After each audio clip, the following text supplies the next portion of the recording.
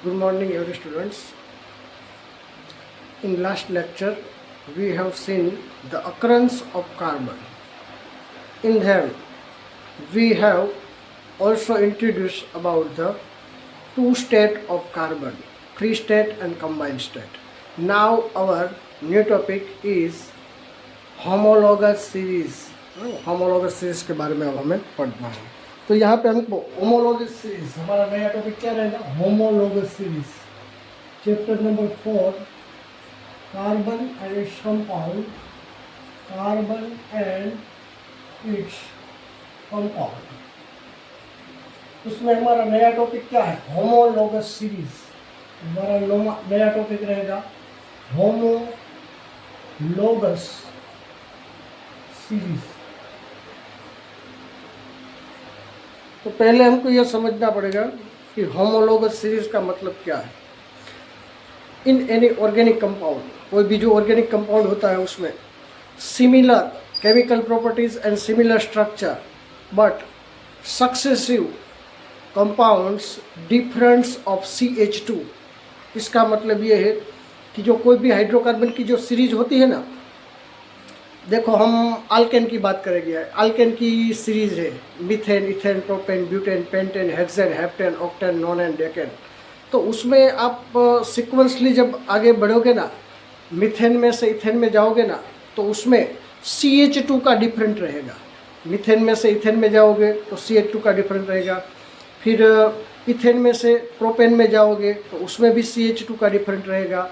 फिर प्रोपेन में से ब्यूटेन में जाओगे तो उसमें भी है ना CH2 का डिफरेंट रहेगा। तो ये जो वो सीरीज है, बराबर, वो जो केमिकल कंपाउंड है, मतलब जो हाइड्रोकार्बन की जो सीरीज है ना, उसमें आप सीक्वेंसली जब आगे जाएंगे ना तो उसमें CH2 का डिफरेंस रहेगा। मतलब उसको इंग्लिश में बोलते हैं successive difference, successive compounds different of CH2। मतलब कि जो पूरी सीरीज है अल्केन की, या कोई भी ले लो, अल्किन की ले लो, अल्काइन की ले लो, लेकिन यहाँ पे बुक में अल्केन की दी है तो हम भी यहाँ अल्केन की लेंगे। तो यहाँ हम पहले उसका डेफिनेशन लिखेंगे। होमोलॉगस सीरीज का मतलब ये है, इसमें हम इन hydrocarbon compound chemical properties are same. Chemical properties and physical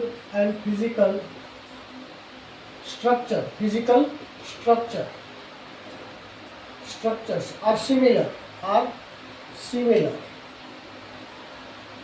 ये जो सीरीज होती है ना, उसका केमिकल प्रॉपर्टीज सेम रहता है, उसका जो फिजिकल स्ट्रक्चर भी सेम रहता है, लेकिन उसका डिफरेंट है CH2 का, एक कार्बन और 2 हाइड्रोजन का डिफरेंस रहेगा। तो ऐसी जो सीरीज बनती है ना, उसको हम होमोलॉगस सीरीज से पहचानते हैं।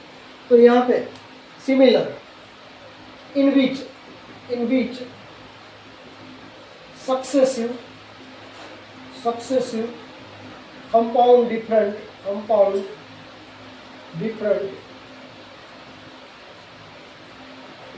Is CH2। मतलब कि पूरी सीरीज में तो आगे आगे जाएंगे ना, सीक्वेंसली आगे आगे बढ़ेंगे ना, मीथेन में से इथेन में से प्रोपेन में से ब्यूटेन, पेंटेन, हेक्सेन, तो उसमें CH2 का डिफरेंट रहेगा। यही सीरीज को हम होमोलॉगस सीरीज से आइडेंटिफाई करते हैं। तो यहाँ देखो example, homologous series of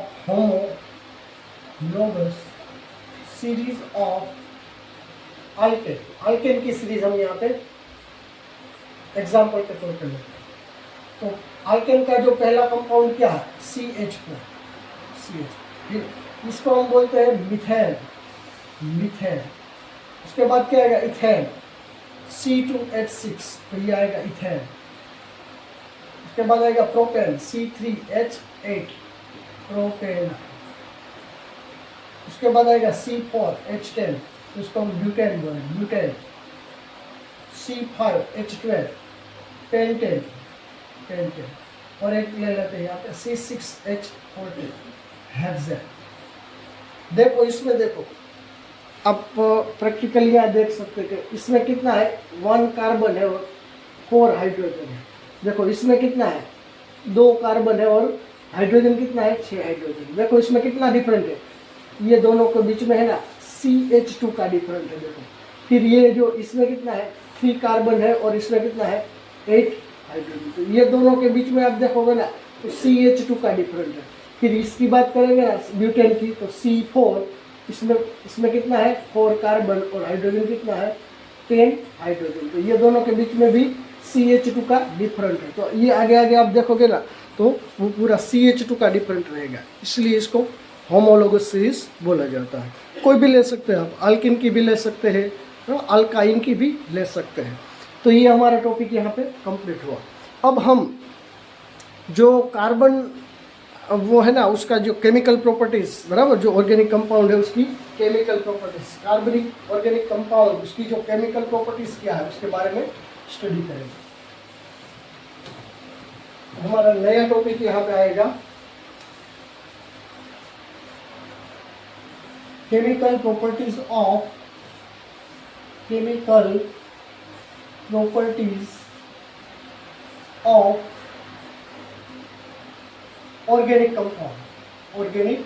compound. तो इसमें है ना 4 केमिकल प्रॉपर्टीज जो रिएक्शन के तौर पर हम देखेंगे यहाँ पे, बराबर। वो रिएक्शन ये बेसिक रिएक्शन है। ये 12th जो केमिस्ट्री आएगा ना चैप्टर नंबर, अभी जो NCERT सिलेबस में चैप्टर नंबर 6, 7, 8, 9, 10, तो उसमें ये चारों रिएक्शन है ना वो बेसिक रिएक्शन है, बहुत इंपॉर्टेंट है। तो इसके लिए जो पहली प्रॉपर्टी है ना उसकी वो कंफ्यूजन है।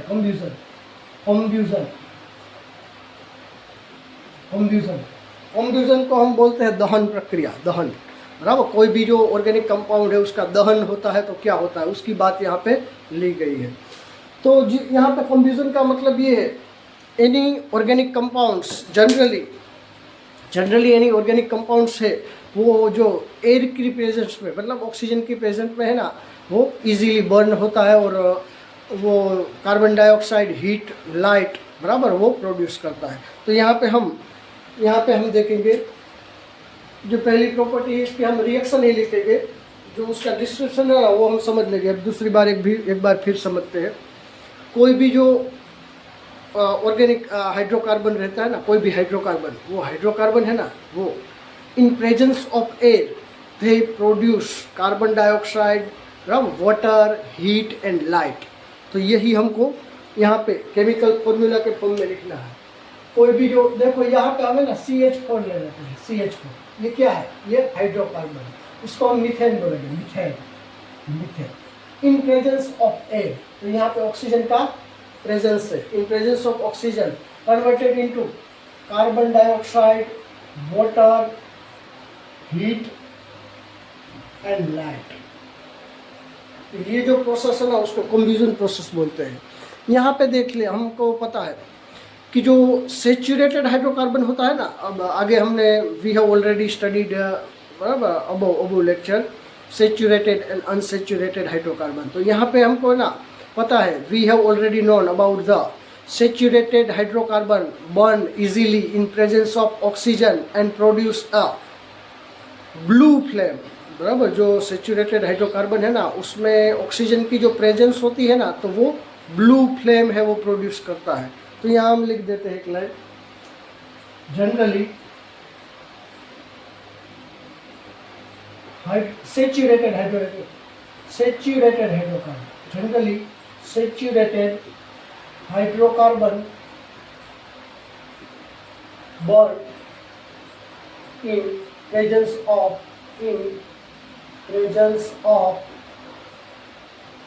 oxygen अथवा air, they produce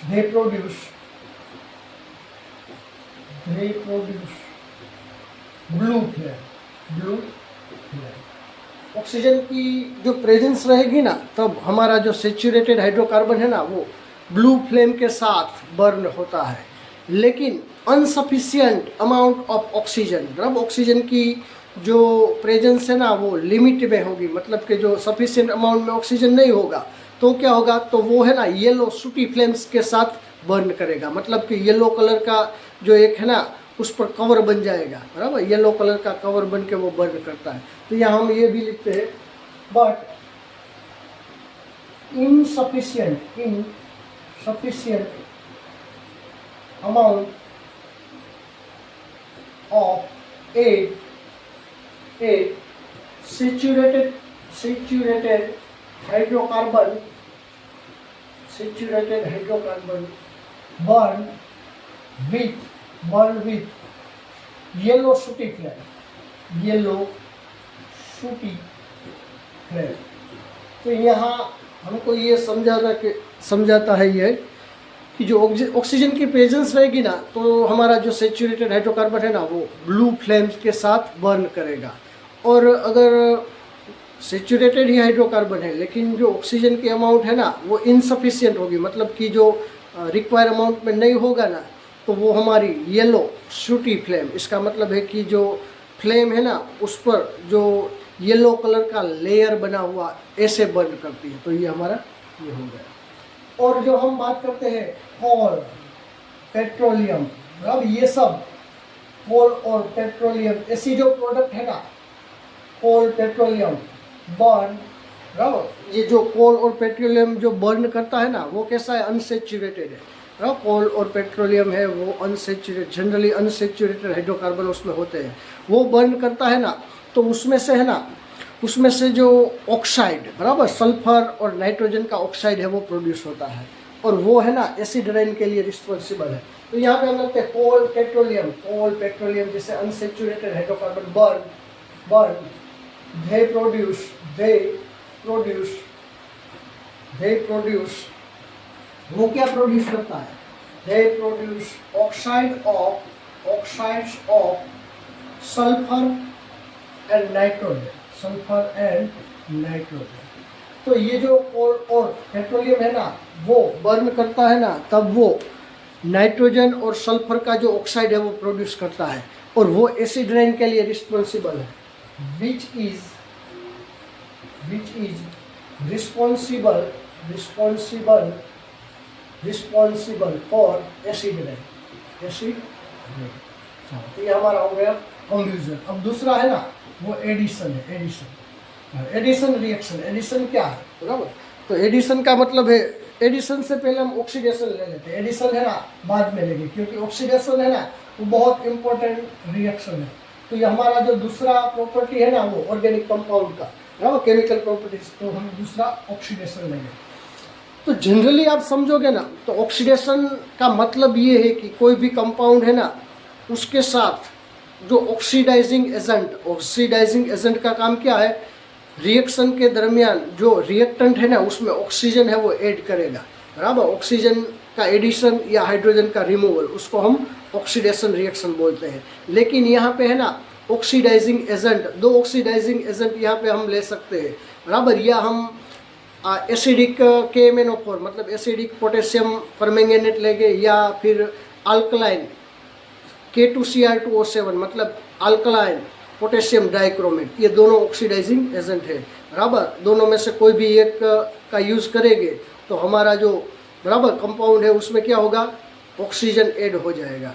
तो यहाँ पे हमको जो रिएक्शन है ना, यहाँ रिएक्शन लगते हैं, पूरा जो डिस्क्राइब तो कर दिया है, बराबर, कि ऑक्सीडेशन क्या है, एडिशन ऑफ ऑक्सीजन। जो रिएक्टेंट में ऑक्सीजन होगा ना उससे जो प्रोडक्ट में ऑक्सीजन की अमाउंट है वो ज़्यादा होगी, मतलब ऑक्सीजन का एडिशन या हाइड्रोजन का रिमूवल, उसको ही हम ऑक्सीडेशन रिएक्शन बोलते हैं। तो यहाँ पे हमने है ना in presence of oxidizing agent, बराबर। दो ऑक्सीडाइजिंग एजेंट है, वो कोई भी ले लो उसमें से, एसिडिक KMnO4, अथवा वो हमारे पास नहीं है तो हम अल्कलाइन K2Cr2O7, इसको है ना हम बोलते हैं, KMnO4 को क्या बोलते हैं, पोटेशियम परमैंगनेट, पोटेशियम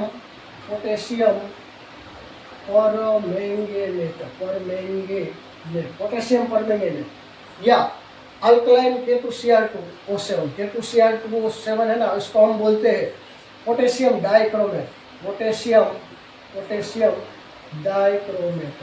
तो इसका जो प्रेजेंस होगा ना तो हमारा इथेनॉल है ना in presence of oxidizing agent like as potassium permanganate or acidic potassium permanganate या alkaline K2Cr2O7 मतलब बेसिक, बराबर, एसिडिक, ये एसिडिक है तो ये बेसिक है, तो पोटेशियम डाइक्रोमेट वो बेसिक, इसका मतलब अल्कलाइन का मतलब बेसिक। ये हम लेंगे तो हमारा जो इथेनॉल है ना, ethanol converted into carboxylic acid. देखो यहाँ पे क्या है, तो इथेनॉल है ना CH3CH2OH, तो ये हमारा इथेनॉल है, ये हमारा इथेनॉल है। और यहाँ पे कोई भी ले लो, बराबर, एसिडिक KMnO4 ले लो, वो प्रेजेंट नहीं है तो आप ये भी ले सकते हो, तो अल्कलाइन K2Cr2O7 तो यहाँ पे O लिखना पड़ेगा क्योंकि ऑक्सीजन इसमें ऐड होगा, तो ये ऑक्सीडेशन रिएक्शन है, तो यहाँ लिखे तो अच्छा रहेगा बहुत। तो ये है ना ऑक्सीडाइजिंग एजेंट, तो इसको हम ऑक्सीडाइजिंग एजेंट बोलते हैं। तो ऑक्सीडाइजिंग एजेंट है ना वो प्रेजेंट होगा ना, तो हमारा इथेनॉल है ना वो CH3COOH मतलब एसिडिक एसिड अथवा मिथेनोइक एसिड, इसको हम बोलते हैं, क्या बोलते हैं, 2 कार्बन वाला है ना, तो इसको हम एसिटिक एसिड, इसका पॉपुलर नाम है एसिटिक एसिड प्लस H2। देखो इसमें ऑक्सीजन कितना है, इथेनॉल में 1 ऑक्सीजन है, और एसिटिक एसिड में कितना ऑक्सीजन है, 2 ऑक्सीजन है, मतलब कि ऑक्सीजन का एडिशन हुआ, इसीलिए तो इसको ऑक्सीडेशन रिएक्शन बोला जाता है। तीसरी रिएक्शन देखो, तीसरी हम है ना वो एडिशन ले लेते हैं। चलो एडिशन में क्या होगा, तो एडिशन रिएक्शन है ना, उसमें कोई भी ज़्यादातर हाइड्रोजन है ना वो ऐड हो जाएगा, जो रिएक्टेंट है उसके साथ, बराबर। हाइड्रोजन की जो प्रोसेस है ना वो निकल और पैलेडियम, बराबर, ऐसे जो कैटेलिस्ट है उसका यूज़ करेंगे ना, तो हमारा हाइड्रोजन है ना वो अनसेचुरेटेड हाइड्रोकार्बन लेंगे, उसके साथ पैलेडियम या निकल, बराबर, दोनों में से कोई पैलेडियम अथवा निकल जो कैटेलिस्ट है उसका यूज़ करके हम अनसेचुरेटेड हाइड्रोकार्बन में हाइड्रोजन है वो ऐड कर सकते हैं। तो यहाँ पे हम ऐसा लिख सकते हैं रिएक्शन, ये हमारा अनसेचुरेटेड हाइड्रोकार्बन है, देखो ये है अनसेचुरेटेड हाइड्रोकार्बन, अनसेचुरेटेड हाइड्रोकार्बन, बराबर। यहाँ पे हम निकल या पैलेडियम कैटेलिस्ट, ये कैटेलिस्ट का काम करता है। कैटेलिस्ट का मतलब क्या है, प्रोसेस में, बराबर, टेक पार्ट नहीं करता, लेकिन जो रिएक्शन है ना उसका रेट, मतलब उसका जो वेग है ना वो बढ़ा देता है। तो यहाँ पे कैटेलिस्ट के तौर पर हमने निकल या पैलेडियम ले लिया, तो यहाँ पे H2 लिखते हैं क्योंकि H2 हमको ऐड करना है, क्योंकि एडिशन रिएक्शन है। तो यहाँ पे है ना डबल बॉन्ड की जगह पे सिंगल बॉन्ड आ जाएगा, और यहाँ पे हमारा है ना 2 हाइड्रोजन यहाँ पे ऐड हो जाएगा, और 4 जो अल्काइल ग्रुप है वो तो सेम ही रहेगा। ये अनसेचुरेटेड हाइड्रोकार्बन में से हम सेचुरेटेड हाइड्रोकार्बन फॉर्म कर सकते हैं, बराबर। तो ये एडिशन रिएक्शन हुआ। अभी जो 4th प्रॉपर्टी हमारी है ना ऑर्गेनिक कंपाउंड की, वो है सब्स्टिट्यूशन। तो हम 4th देखो, ये सब एक बार देख लो, फिर हम जो 4th chemical properties of organic compound है ना वो सब्स्टिट्यूशन देखेंगे।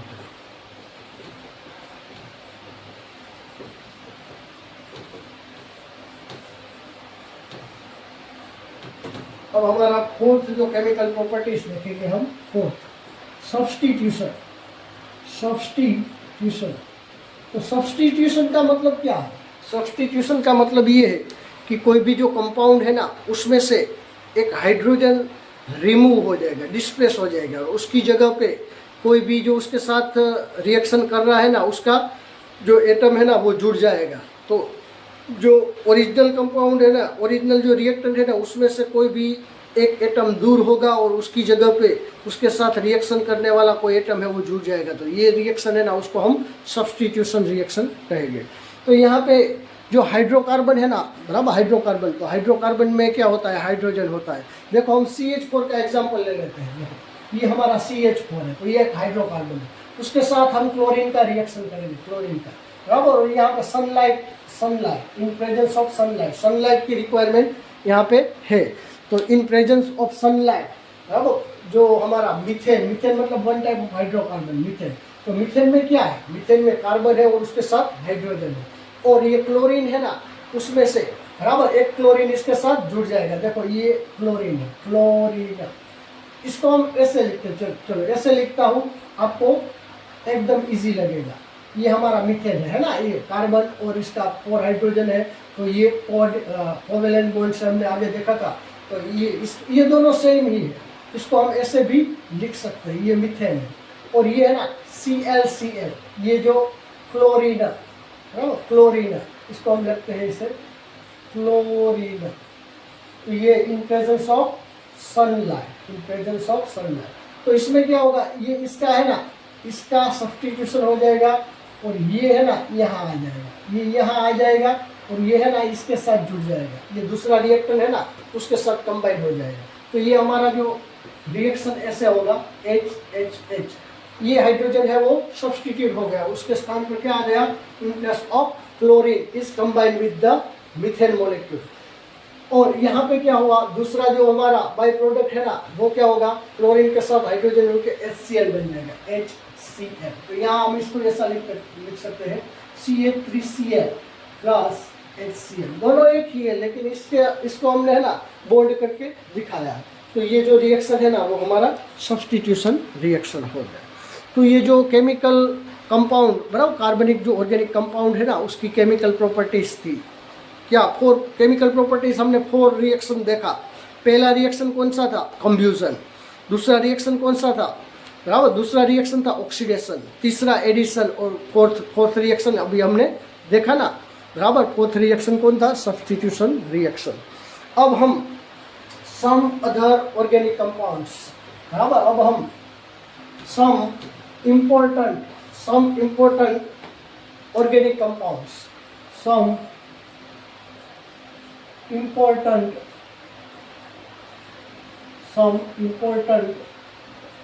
organic compounds,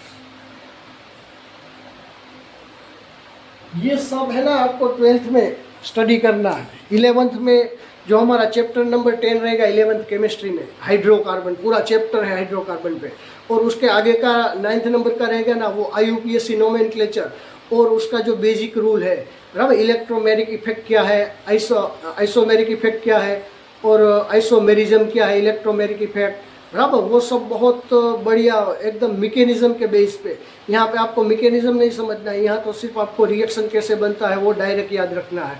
लेकिन आप 12th में जाओगे ना तो उसमें मैकेनिज्म की पूरी जो सॉल्यूशन है उसमें क्या रिएक्शन होती है, उसमें इलेक्ट्रॉन कैसे दूर होते हैं, प्रोटॉन कैसे ऐड होते हैं, बराबर, वो सब आपको दिखाना पड़ेगा। तो यहाँ पे हम है ना, हमारा नया टॉपिक यहाँ आ गया, सम इम्पोर्टेंट ऑर्गेनिक कंपाउंड्स। तो यहाँ पे हमको है ना 2 कंपाउंड देखना है। फर्स्ट है ना वो CH3CH2OH, पहला कंपाउंड हमको देखना है, इसको बोलते हैं इथेनॉल, इथेनॉल। और दूसरा हमारा जो कंपाउंड है ना वो CH3COOH, इसको हम बोलेंगे मिथेनोइक एसिड, मिथेनोइक एसिड अथवा एसिटिक एसिड, मिथेनोइक एसिड। और इसका नाम है, दूसरा नाम एसिटिक एसिड, एसिटिक एसिड। ये 2 इंपॉर्टेंट कंपाउंड है, उसके बारे में हमको स्टडी करना है। तो पहले हम इथेनॉल की बात करेंगे। तो जो इथेनॉल की बात करेंगे ना, तो इथेनॉल में सबसे पहले, अब इथेनॉल में हम सबसे पहले देखेंगे कि कंजप्शन ऑफ डाइल्यूट इथेनॉल, मतलब कि जो डाइल्यूट इथेनॉल का मतलब क्या होता है, पानी ज़्यादा हो और अल्कोहल कम हो तो वो डाइल्यूट है। अल्कोहल का अमाउंट ज़्यादा और पानी का कम हो तो उसको हम कॉन्सेंट्रेट बोलेंगे। तो यहाँ पे हमने क्या बोला कि कंजप्शन ऑफ डाइल्यूट अल्कोहल, मतलब कोई भी जो, बराबर, शराब पीता है ना उसकी बात करते हैं। अब वो कॉन्सेंट्रेट होगा, मतलब अल्कोहल का उसमें रेशियो ज़्यादा होगा, तो क्या होगा, तो उसके है ना इफेक्ट करेगा, उसके शरीर पे है ना, बराबर, इफेक्ट करेगा। तो यहाँ पे हम कहेंगे कि कंजप्शन ऑफ डाइल्यूट इथेनॉल, बराबर, consumption of dilute ethanol causes serious health issue. तो वो हमारे शरीर में है ना वो, बराबर, एकदम सीरियस हेल्थ इश्यू है वो प्रोड्यूस करेगा। और हम देखेंगे कि, और जो हम प्योर इथेनॉल कंजप्ट करेगा ना, it may be cause of death, बराबर। प्योर अल्कोहल कंजप्शन करेंगे ना तो डेथ का भी पॉसिबिलिटी रहेगा। तो ये पहले हमको जानना पड़ेगा कि कितना ये डेंजर है, बराबर। How many serious for our health, बराबर। Otherwise some persons are drinking always and they have got on the unconscious, so it is stopped, it is better for our health. तो यहाँ पे हम केमिकल प्रॉपर्टीज ऑफ इथेनॉल देखेंगे। Chemical properties of ethanol, chemical properties of ethanol. तो chemical properties का मतलब क्या है कि वो किसके साथ केमिकल रिएक्शन करता है। तो यहाँ पे हम देखेंगे कि जो इथेनॉल है CH3CH2OH, ये हमारा इथेनॉल है। ये जब सोडियम मेटल के साथ रिएक्शन करेगा ना तो हमारा बन जाएगा CH3 CH3CH2ONA, CH3CH2ONA बन जाएगा। तो यहाँ पे हमको है ना 2 मॉलिक्यूल लेना पड़ेगा, तो ये भी 2 लेना पड़ेगा ताकि क्या हो जाएगा 2CH3CH2ONA, बराबर। और क्या CH3CH2 आ गया, 2CH3CH2, ऑक्सीजन भी आ गया, Na भी आ गया, तो क्या हुआ, अब 2 हाइड्रोजन बचे हुए हैं। तो यहाँ पे 2 हाइड्रोजन बचे हुए हैं। उसके बाद हम जो CH3, इसको हम क्या बोलते हैं, ये है ना हमारा इथेनॉल है, इथेनॉल। और इसका नाम है ना वो हमारा होगा सोडियम इथॉक्साइड, सोडियम इथॉक्साइड।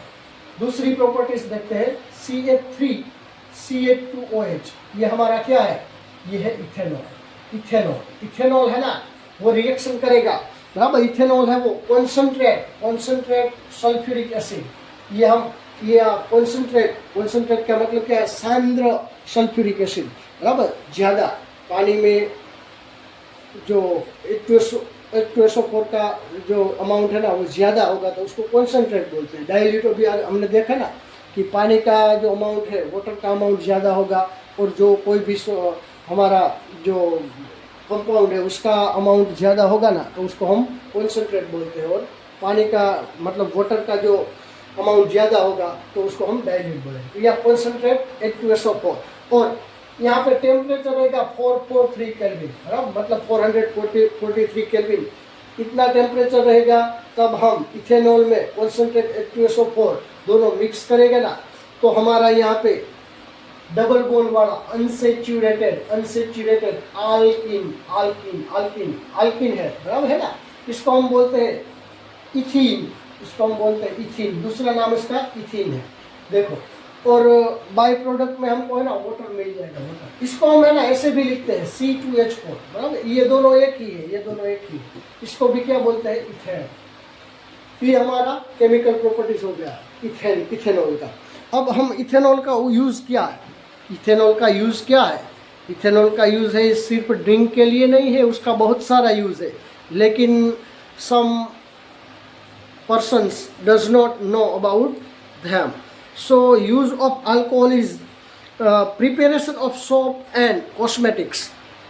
साबु की जो प्रिपरेशन बनाने के लिए और जो कॉस्मेटिक, कई सारे कॉस्मेटिक है उसकी जो प्रिपरेशन, उसका जो बनाने के लिए है ना, मैन्युफैक्चरिंग में भी ये अल्कोहल का यूज़ होता है। उसके बाद मेकअप ऑफ अल्कोहलिक बेवरेजेस, बराबर, जो कोल्ड ड्रिंक्स है बेवरेजेस, उसमें भी अल्कोहल का यूज़ होता है। और एज ए लेबोरेटरी रिएजेंट, बराबर, लेबोरेटरी में रिएजेंट के तौर पर भी हमारा ये इथेनॉल है वो यूज़ होता है। और prepare of medicine and tonics, बराबर, बहुत सारे ऐसे टॉनिक आते हैं, जैसे कि जो कूल एरिया होता है, ठंडा प्रदेश होता है ना, तो उसमें कई सारे ऐसे टॉनिक्स होते हैं, बराबर। वो शरीर में क्या होगा, हीट जनरेट करेगा। तो ऐसे जो टॉनिक्स है उसमें भी अल्कोहल का यूज़ होता है। तो ये मेडिसिन, कई सारी मेडिसिन है, बराबर, उसमें भी ये हमारा, बराबर, इथेनॉल का यूज़ होता है। तो ये हमारी प्रॉपर्टीज़ हो गई इथेनॉल की। अब मिथेनोइक एसिड अथवा उसका एसिटिक एसिड, उसकी प्रॉपर्टीज़ क्या है हम देखते हैं। तो ये जो है ना एसिटिक एसिड, उसका 5 to 8%, बराबर, solution with water is called बराबर। जो 5% है, 5 to 8% जो हमारा बराबर CH3COO मतलब एसिटिक एसिड है ना, उसको हम पानी में डालेंगे 5 to 8 ले लो तो कितना होगा 92% वाटर और 8% हमारा मिथेनोइक एसिड होगा। तो ये है ना, इसको हम विनेगार बोलते हैं, कोल्ड विनेगार, बराबर। फिर एक बात, 5 to 8% solution with H2O is called vinegar. Vinegar कुछ और नहीं है but 5 to 8% of acetic acid, उसके साथ 92% वाटर बन गया ना पूरा 100%, तो उसको हम विनेगार बोलते हैं। उसके बाद pure acetic acid is called ग्लेसियस acetic acid, बराबर। जो प्योर एसिटिक एसिड होता है ना, प्योर एसिटिक एसिड अथवा तो ethanoic acid, pure acetic acid is called glacial acetic acid, glacial acetic acid, acetic acid. तो आपको पता होना चाहिए बराबर कि विनेगर क्या है और ग्लेशियल एसिटिक एसिड किसको बोलते हैं। तो हमने यहाँ पे देखा 5 to 8% ऑफ सॉल्यूशन, बराबर, विथ वाटर, ये इथेनोइक एसिड है अथवा एसिटिक एसिड है ना, उसका 5 to 8% सॉल्यूशन है, 92% वाटर के साथ मिक्स करेंगे तो हमारा क्या बनेगा, वो हमारा बन जाएगा विनेगार। और pure acetic acid, pure completely जो 100% एसिटिक एसिड है ना, उसको हम ग्लेशियल एसिटिक एसिड बोलते हैं। क्यों बोलते हैं ग्लेशियल एसिटिक एसिड, तो उसका रीज़न ये है, उसका रीज़न ये है कि जो ग्लेशियल का मतलब क्या है, वो पहाड़ी इलाका है और उसमें बर्फ़ है ना, बराबर, ठंडा इलाका है, पूरा पूरा एरिया है, वो कितना है एकदम कूलनेस है। और वहाँ क्या होगा, पानी है ना वो बर्फ़ में कन्वर्ट हो जाएगा, पूरा आइस में कन्वर्ट हो जाएगा, इसलिए तो उसको क्या कहा है ग्लेशियल, बराबर। इसमें भी ये होगा कि पूरा हमारा जो एसिटिक एसिड होगा ना 100% प्योर, तो वो है ना पूरा ग्लेशियल बन जाएगा, उसका जो सॉलिड फॉर्म बनने की ट्राई करेगा वो, इसलिए इसको ग्लेशियल एसिटिक एसिड बोला जाता है। अब हम है ना उसकी केमिकल प्रॉपर्टीज देखेंगे, बराबर। अब हम एसिटिक एसिड है उसकी केमिकल प्रॉपर्टीज, तो यहाँ पे हम देखेंगे chemical properties of acetic acid, acetic acid. चलो, तो यहाँ पे है ना पहले हम एसिटिक एसिड ये है ना CH3COO, उसकी रिएक्शन हम करेंगे Na2CO3 मतलब सोडियम, बराबर। Na2CO3 का मतलब क्या है, सोडियम कार्बोनेट।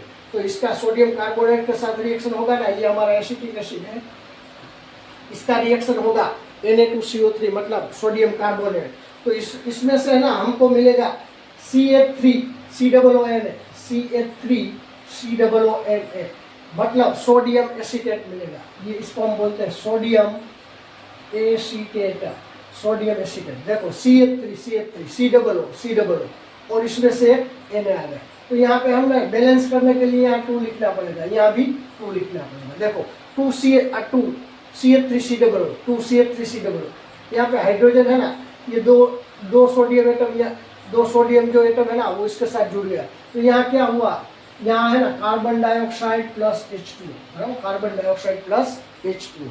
तो यहाँ पे कार्बन डाइऑक्साइड, तो ऐसा हुआ, क्या हुआ, acetic acid reacted with the sodium carbonate, it produced sodium acetate and carbon dioxide and water. दूसरा रिएक्शन देखो CH3COOH NaHCO3, इसको हम बोलते हैं सोडियम बाइकार्बोनेट अथवा सोडियम हाइड्रोजन कार्बोनेट, बोलो बहुत सेम ही है। तो यहाँ पे हमको मिलेगा CH3COONA plus CH3COONA plus H2O plus CO2। पहले CO2 लिख लो, चलो कोई बात नहीं, पहले H2 अलग हो या CO2, दोनों सेम ही है। तो यहाँ भी हमारा क्या मिलेगा, सोडियम एसीटेट और वाटर और carbon dioxide. Third reaction CH3COOH, ये बहुत इंपॉर्टेंट रिएक्शन है, इसको हम, बराबर, ये जो हमारा एसिटिक एसिड है, ये हमारा क्या है एसिटिक एसिड, या उसका दूसरा नाम क्या हमने बोला था, बराबर, मिथेनोइक एसिड। तो ये एसिटिक एसिड लिखो तो भी चलेगा, मिथेनोइक एसिड लिखो तो भी सेम ही है। इसकी हम रिएक्शन है ना CH3CH2OH मिथेनॉल, बराबर, मिथेनॉल, ये one type of alcohol called methanol. Methanol के साथ हम उसकी जो रिएक्शन कराएंगे ना, बराबर, और उसमें कॉन्सेंट्रेट H2SO4 मतलब कि जो सल्फ्यूरिक एसिड है कॉन्सेंट्रेट एकदम सांद्र H2SO4 उसका थोड़े कई सारे ड्रॉप उसमें ऐड करेंगे ना, तो हमारा ये CH3COO C2H5, इसमें हम C2H5 ही लिख देते हैं, ये C2H5 ऐसा ही लिख देते हैं। तो ये हमारा है ना, ये हमारा हो गया एस्टर, बराबर, एस्टर हो गया एस्टर। तो ये एस्टर ग्रुप है, COO ग्रुप क्या है, एस्टर है। तो इसका मतलब ये हुआ कि मिथेनोइक एसिड मतलब एसिड में से एस्टर बन गया। और यहाँ पे हमारा बराबर H2O वाटर मॉलिक्यूल है, यहाँ पे बाय प्रोडक्ट पे मिलेगा। तो ये हमारी जो केमिकल रिएक्शन थी ना, केमिकल प्रॉपर्टीज किसकी थी, इसको हम है ना एस्टरिफिकेशन, ये रिएक्शन को हम एस्टरिफिकेशन बोलते हैं। एस्टरिफिकेशन बहुत इंपॉर्टेंट रिएक्शन है, क्योंकि कार्बोक्सिलिक एसिड या मिथेनोइक एसिड है ना, उसका कन्वर्जन किस में हुआ, एस्टर में हुआ। तो इसको हम एस्टरिफिकेशन रिएक्शन बोलते हैं। अब है ना, ये जो हमारा एस्टर है ना, एस्टर CH3COO C2H5, इसको हम है ना एसिड की प्रेजेंट में, इसको हम है ना एसिड डाइल्यूट H2SO4, बराबर, एसिड की प्रेजेंस में है ना, फिर से हमारा ये जो मिथेनॉल और ये जो मिथेनोइक एसिड और मिथेनॉल, बराबर, दोनों हमको वापस मिल सकते हैं। जब ये जो एस्टर बना है ना, एस्टर है वो एकदम स्वीट जो स्मेल है उसकी, बराबर, एस्टर की जो स्मेल है एकदम स्वीट होती है, वो अभी प्रिपेयर हो गया। फिर हम उसकी है ना एसिड के साथ रिएक्शन करेंगे ना, ये डाइल्यूट एसिड के साथ, बराबर, हम उसकी रिएक्शन करेंगे और थोड़ा हीट गर्म करेंगे, तो वापस हमको है ना CH3CH2OH प्लस CH3COOH मिल जाता है, बराबर। इसका मतलब ये है कि एस्टर की हम डाइल्यूट सल्फ्यूरिक एसिड के साथ रिएक्शन करेंगे और थोड़ा हीट देंगे, उसको गर्म करेंगे, तो फिर से हमको है ना ये हमको वापस मिल जाएगा। क्या मिल जाएगा, ये हमको, इसको बोलते हैं इथेनॉल, और ये इसको बोलते हैं एसिटिक या मिथेनॉल, कोई भी लिख लो, एसिटिक एसिड वापस मिल जाता है, एसिटिक एसिड। तो ये हमारी जो chemical properties of methanoic acid हो गई, बराबर। आज इतना ही रखते हैं, फिर अगले लास्ट लेक्चर अब होगा कार्बन और इस कंपाउंड से ना, उसमें अब लास्ट लेक्चर होगा, उसमें हम जो सोप कैसे बनता है, डिटर्जेंट कैसे बनता है, और जो सेपोनिफिकेशन प्रोसेस है ना, साबुनीकरण प्रक्रिया, बराबर, उसमें मिसेल, जो कोई भी डर्ट होता है क्लोथिस में हमारा, जो डर्ट जनरली क्या होता है, वो कार्बनिक ऑर्गेनिक होता है, और वो क्या होता है, हाइड्रोफोबिक होता है, बराबर। तो अब हम अगले पीरियड में ना उसका डिटेल में उसका पोस्टमार्टम करके रख देंगे, बराबर। Okay, thank you students.